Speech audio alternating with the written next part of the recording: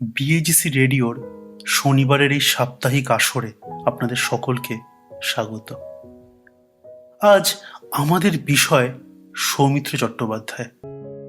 একজন অভিনেতার সাথে তিনি ছিলেন নট ও নাট্যকার, বাচিক শিল্পী, কবি, চিত্রশিল্পী এবং সর্বোপরি বুদ্ধি, মেধা, শিক্ষা, চর্চা, গভীর অধ্যয়নের মধ্যে যে একটা ভীষণ গ্ল্যামার, একটা কষ্টসাধ্য কিন্তু তীব্র মনোমুগ্ধকর আকর্ষণ আছে, সেই মূল্যবোধের, সেই বাঙালি মননের উজ্জ্বলতম প্রতিনিধি। একজন অভিনেতার অভিনীত অনেকগুলি চরিত্র আলাদা আলাদাভাবে একটি জাতির অধিকাংশের জীবনবোধের, দর্শনের, আদর্শের দিক নির্দেশক, তাদের গাইডিং লাইট। এই কথা ভাবলে সত্যি আশ্চর্য হয়ে যেতে হয়। আসুন আমরা আজ তার জীবনের কথা বলি, সেলিব্রেট করি বাংলা চলচ্চিত্র জগতের কিংবদন্তি এই শিল্পীর অসম্ভব বর্ণময় ফিল্মোগ্রাফিকে। এই বর্ণময়তার সুলুক সন্ধানে রামধনুর ৭ রঙের মতো আমি বেছে নিয়েছি তার অভিনীত ৭টি ছবি বা চরিত্রকে। তাহলে এবার স্বাভাবিকভাবেই প্রশ্ন আসবে, কি এই ৭টি ছবি তার সেরা ছবির মাস্টার লিস্ট? না, তা হয়তো নয়, কিন্তু এই ৭টি ছবি বেছে নেওয়ার মূল লক্ষ্য হলো এই ছবিগুলির মাধ্যমে বাংলা চলচ্চিত্র জগতে তার যে অসামান্য পথ চলা, তার গুরুত্বপূর্ণ মাইল ফলকগুলোকে একবার ফিরে দেখা এবং তার অভিনয় দর্শনের নানান চিন্তা ভাবনাগুলোকে একটু ছুঁয়ে দেখার চেষ্টা করা। আলোচনার রেশ ধরে থাকবে বেশ কিছু অসাধারণ গান, উঠে আসবে ব্যক্তি সৌমিত্র চট্টোপাধ্যায়ের কথাও। স্মৃতিচারণায় আমাদের সঙ্গে থাকবেন একজন বিশেষ অতিথি।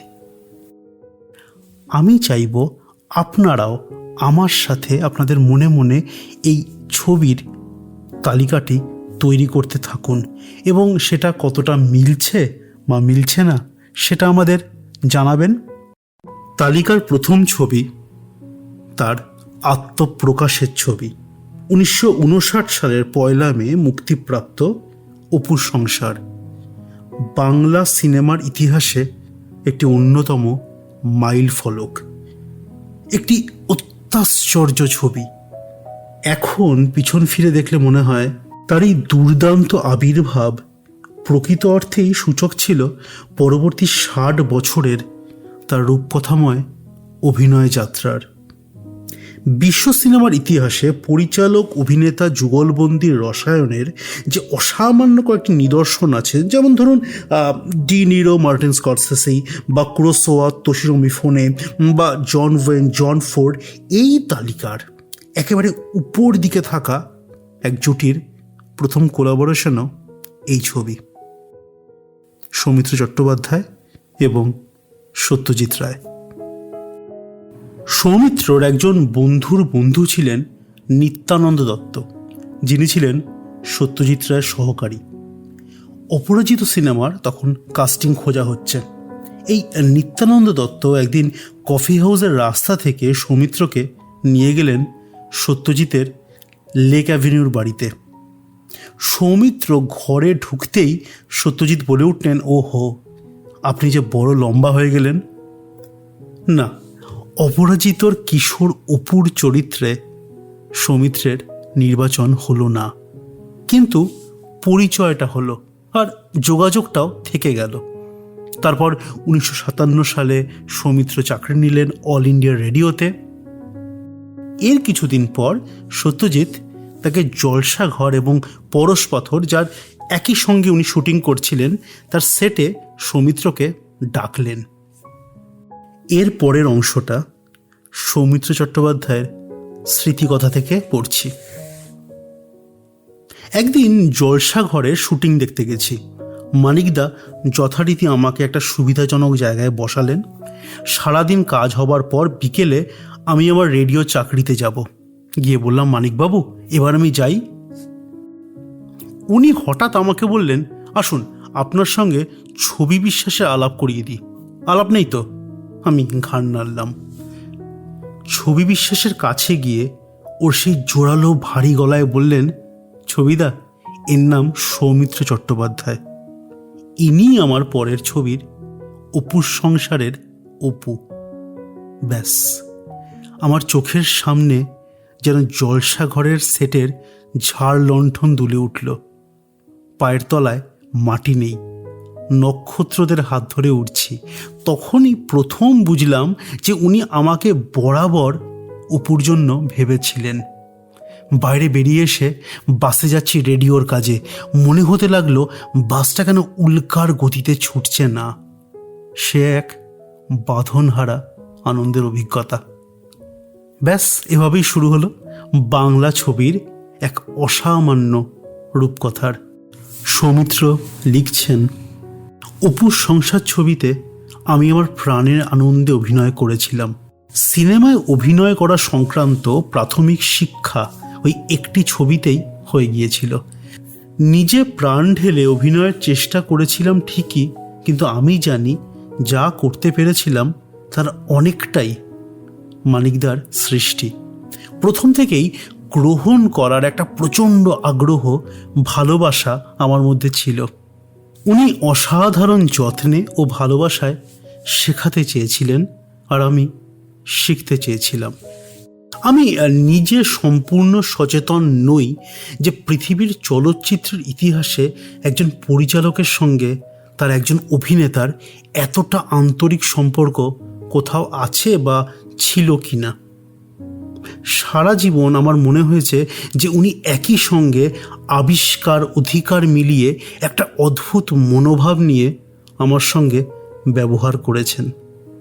পিতৃতুল্য ব্যক্তিরা যেমন ছেলেদের সমস্ত বিপদ আপদ থেকে সবসময় আড়াল করে রাখার চেষ্টা করেন, অনেকটা সেরকমই। কিন্তু সে অধিকার বোধ কখনো আমার নিজস্ব স্বাধীনতাকে খর্ব করত না। সেটা আরও স্পষ্ট বুঝেছিলাম পরবর্তী সময়ে, যখন অন্য পরিচালকের ছবিতেও কাজ করতে শুরু করেছি। তাকে জিজ্ঞেস করতাম, মানিকদা এই ছবিটা করব? আর উনি গাইড করতেন। এমনই একটা ছবির প্রসঙ্গে আসবে আমাদের তালিকার দ্বিতীয় ছবি। তো 1959 সালে অপুর সংসার মুক্তি পাওয়ার ঠিক পরে সেই ছবি দেখে তপন সিংহ সৌমিত্র চট্টোপাধ্যায়কে ক্ষুদিত পাষাণের জন্য ডাকেন এবং তিনি সত্যজিতের কাছে পরামর্শ চান এবং সত্যজিৎ তাকে অতি অবশ্যই তপন সিংহের ছবি করতে বলেন। পরপর দুটি ছবি করেন সৌমিত্র তপন সিংহের সঙ্গে। এই ক্ষুদিত পাষাণের পরের ছবি ঝিন্দের বন্দি হলো আমাদের তালিকার দ্বিতীয় ছবি। এই অন্তর্ভুক্তির কারণ বেশ কয়েকটি। প্রথমত, কেরিয়ারের একেবারে শুরুর দিকে প্রচলিত পথে না হেঁটে যে অভিনেতা রোম্যান্টিক স্বপ্নময় অপু হিসেবে দর্শকের মনের মধ্যে জায়গা করে নিয়েছেন, ক্ষুদিত পাষাণ, দেবী বা সমাপ্তিতে যে সুদর্শন নায়ক ঝড় তুলেছেন মহিলা দর্শকদের মনে, সেই অভিনেতা বেছে নিলেন একটি নিষ্ঠুর ভিলেনের চরিত্র। এই চরিত্র নির্বাচন তার অভিনয়ের দর্শন সম্বন্ধে অনেক কিছু বলে। তাছাড়া এই চরিত্রের প্রয়োজনে তাকে একটি নতুন দক্ষতা অর্জন করতে হয়েছিল, যা হলো অশ্বচালনা। সৌমিত্র চট্টোপাধ্যায় তার এই চরিত্র নির্বাচন নিয়ে বলেছেন যে কল্পনার রূপে, রঙে, রসে তৈরি বলেই এই চরিত্র তাকে টেনেছিল। কারণ বাস্তবের আকর্ষণের সঙ্গে সঙ্গে রোম্যান্সের রূপকথার কল্পকাহিনীর আকর্ষণও তার মধ্যে ছিল। তাই নায়কের থেকেও বেশি আকর্ষণীয় রোম্যান্টিক মনে হয়েছিল এই খলনায়কের ভূমিকা। আর তপন সিংহের মতো দক্ষ সংবেদনশীল পরিচালক, চিত্রনাট্যকার এই ভিলেনকে ঐতিহাসিক চরিত্রের মতোই বিশ্বাসযোগ্য করে তুলেছিলেন।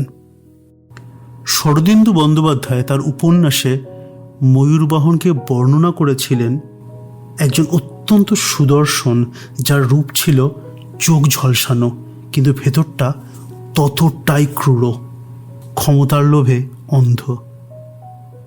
কিন্তু সৌমিত্র চট্টোপাধ্যায়ের অভিনয়ের এমনই গুণ, ঝিন্দেরবন্দিতে ময়ূরবাহনের চরিত্রের ক্রূরতা প্রতিষ্ঠিত হলেও তার হার মেনে নিতে কষ্ট হয় দর্শকদের। এবং কার সামনে হার? উত্তম কুমার। হ্যাঁ, এই ছবি ছিল সৌমিত্রর সঙ্গে উত্তম কুমারের প্রথম ছবি। সৌমিত্র চট্টোপাধ্যায় চরিত্রের সন্ধানে এই প্রবন্ধে লিখছেন যে আজকাল মাঝে মাঝে একটা প্রশ্ন শুনতে হয় দর্শক বন্ধুদের কাছ থেকে, আমি নায়কের ভূমিকা না করে চরিত্রাভিনয়ের দিকে ঝুঁকছি কেন? এই প্রশ্নের সঙ্গে একটু যেন অভিযোগ জড়িয়ে থাকে। ভাবটা এই যেন এতে আমার খানিকটি অধঃপতন বা মতিভ্রম ঘটছে। নায়কের অভিনয় আর চরিত্রাভিনয় আলাদা করে ভাগ করলে মনে এই প্রশ্ন আসে যে চরিত্রাভিনেতারই কি একমাত্র দায়িত্ব চরিত্র সৃষ্টি করার? নায়কের ভূমিকায় যিনি অভিনয় করবেন তার কি চরিত্র সৃষ্টি করার কোনো দায়িত্ব নেই?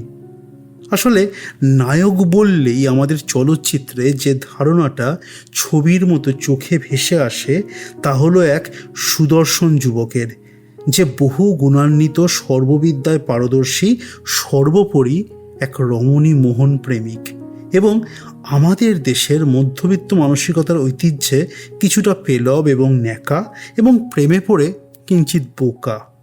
2 দশকের ওপর এই দেবতুল্য নায়কের সঙ্গে লড়াই করতে হয়েছে আমাকে অভিনেতা হিসেবে। তাকে যতখানি মানুষের মতো করে তোলা যায় অভিনয়, সেই চেষ্টাই করেছি।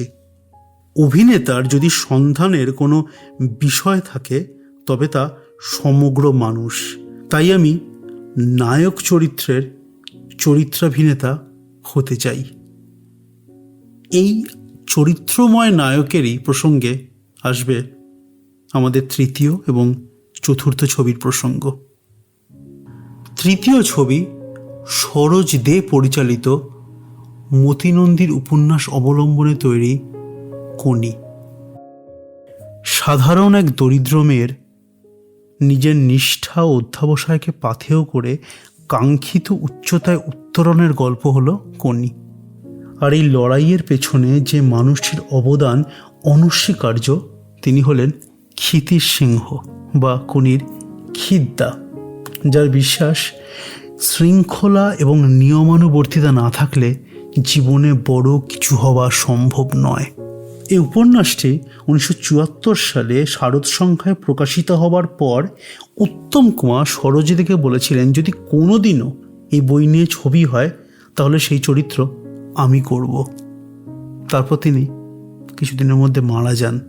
তারপর সরোজিনী ঠিক করেন এই চরিত্র করবেন নাসিরুদ্দিন শাহ। তিনি রাজি হন, কিন্তু ডেট দেন ডিসেম্বর মাসে, মানে শীতকালে। কিন্তু যেহেতু সিনেমাটা অনেকটাই সাঁতারের ওপর, শীতকালে ঠান্ডায় শুটিং করা মুশকিল, তাই প্রস্তাবটি আসে সৌমিত্র চট্টোপাধ্যায়ের কাছে এবং ওই আরেকটি রূপকথার জন্ম হয়। এই চরিত্রের জন্য নিজেকে নিয়ে প্রচুর পরীক্ষা নিরীক্ষা করেছিলেন সৌমিত্র। কোনি চরিত্রে যিনি অভিনয় করেছিলেন সেই শ্রীপর্ণা বন্দ্যোপাধ্যায় এই সম্পর্কে বলেছেন যে একবার শুটিং করতে করতে কথা ওঠে যে খিদ্দার সঙ্গে তার কোচ অনিল দাশগুপ্তের অনেক মিল আছে। সেই কথাটিকে এতটাই গুরুত্ব দেন সৌমিত্র, তিনি পরের দিন ভোর 5:30টার সময় সুইমিং ক্লাবে হাজির হয়ে যান এবং দিনের পর দিন ওই ক্লাবের এক কোনায় বসে তিনি লক্ষ্য করতেন অনিল দাশগুপ্তকে এবং তার বডি ল্যাঙ্গুয়েজ অবিকল আয়ত্তে করেছিলেন তার পর্যবেক্ষণের মাধ্যমে। ফাইট কোনি ফাইট, দাঁতে দাঁত চেপে হাত মুঠো করে খিদ্দার কণ্ঠে কোনির জন্য এই মোটিভেশনে আজও বাঙালি অনুপ্রাণিত হয়। একটি চরিত্রকে একটি রক্ত মাংসের মানুষে রূপান্তরিত করার আরেকটি বড় উদাহরণ আমাদের তালিকার 4 নম্বর ছবি, সত্যজিৎ রায়ের অশনি সংকেত এবং তার গঙ্গাচরণ এই চরিত্রটি। সৌমিত্র লিখছেন যে এই রকম চরিত্রের দ্বারা আকৃষ্ট হয়ে যখন অভিনয় করার জন্য প্রস্তুত হই, তখন 50-এর মন্বন্তর বা দুর্ভিক্ষ ইত্যাদি নিয়ে যে শুধু বইটই পড়ে তথ্য সংগ্রহ করি তাই নয়, এই চরিত্রটি কেমন করে হাঁটে, কেমন করে বসে, তার কথার আঞ্চলিকতা, এই খুঁটিনাটি বোঝার সঙ্গে সঙ্গে তার শারীরিকতাও আমি বোঝার চেষ্টা করি। অশনি সংকেতে অভিনয় করার সময় সৌমিত্র চট্টোপাধ্যায়ের যে নোটস সেগুলি প্রকাশিত হয়েছে এবং সেই নোটসগুলো পড়া অসম্ভব রোমাঞ্চকর, যে একটি অভিনেতা একটি চরিত্রের জন্য কিভাবে তৈরি হচ্ছেন। তার হাঁটা, তার বসা, তার বডি ল্যাঙ্গুয়েজ, তার তাকানো, সামাজিক এবং অর্থনৈতিক পরিস্থিতি অনুযায়ী তার ব্যবহার, সব কিছু। সময় অভাবে আমি একটা বা দুটো আপনাদেরকে পড়ে শোনাচ্ছি। 1972 সালের নোটসে উনি লিখছেন, মাত্রায় সুপ্রিম আন্ডার অ্যাক্টিং, কোথাও যেন অ্যাক্টিং বলে মনে হয় না, কমিক করা মানে গাইয়া করে তোলার অত্যধিক চেষ্টা এবং লোভ আমায় পরিত্যাগ করতে হবে। পায়ের পাতা যেন সবসময় বাইরের দিকে মেলা থাকে, হাঁটার সময় বিশেষ করে। 10/9/1972 দার্জিলিং মেল। 1 মাস বাদে অশনি সংকেতে শুটিং করতে যাচ্ছি। মনে রাখতে হবে বাড়াবাড়ি নয়, টোটাল আইডেন্টিফিকেশন, টোটাল সিম্প্যাথি। সামনে অনাহার, এই কোমল শ্যামল নিস্তরঙ্গতার মধ্যে মৃত্যুর পদসঞ্চার শোনা যায়। আমার চৈতন্য, আমার চোখ মুখ যেন সে কথা ধরতে পারে। 19/9/1972 শান্তিনিকেতন। এক এক সময় মনে হয় এই ছবিটি কবে শেষ হবে, কারণ গঙ্গাচরণের ভার বইতে বইতে দম বন্ধ লাগে। এই চরিত্রটিকে অন্তঃকরণের মধ্যে সাস্টেন করা, সব ডিটেল মনে রাখা, যে যে জিনিস ভেবেছি তাকে জ্যান্ত রাখা, এই বড় দুর্বিষহ। যতই রিল্যাক্স থাকি না কেন, গঙ্গাচরণের থেকে যেন নিস্তার নেই। সব থেকে ইন্টারেস্টিং 14/11/1972 সালের নোট, কলকাতা। অশনি সংকেতের শুটিং শেষ করে কাল রাত্রিরে ফিরেছি। কেবলই মনে হচ্ছে এই এতদিনে শারীরিকভাবে এবং মানসিকভাবে গঙ্গাচরণের জন্য পুরোপুরি তৈরি হতে পেরেছি। এখন খুব অক্লেশে আরও ভালো করে রোলটা করতে পারি, অথচ ঠিক এখনই শেষ হয়ে গেল অভিনয়, এবং যা হয়েছে তা যেন হয়নি, আরও ভালো হতো। বিশ্বাস করুন, এই লেখা যখন পড়ছি আমার নিজের গায়ে কাঁটা দিচ্ছে।